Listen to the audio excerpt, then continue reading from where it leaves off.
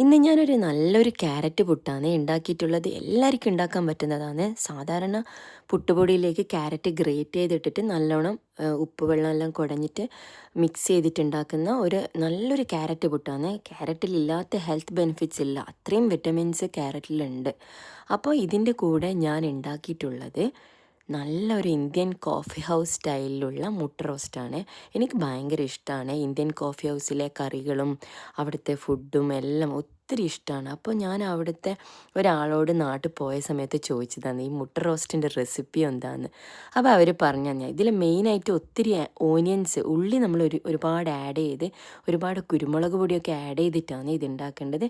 അതിൽ ഒരു ഇത്തിരി കുറച്ച് മാത്രം ഒരു ഹാഫ് സ്ലൈസ്ഡ് ടൊമാറ്റോ ആഡ് ചെയ്താൽ മതി, തക്കാളി ആഡ് ചെയ്താൽ മതി.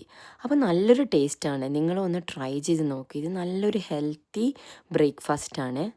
മസ്റ്റായിട്ട് ട്രൈ ചെയ്യേണ്ട ഒരു ഐറ്റമാണ്.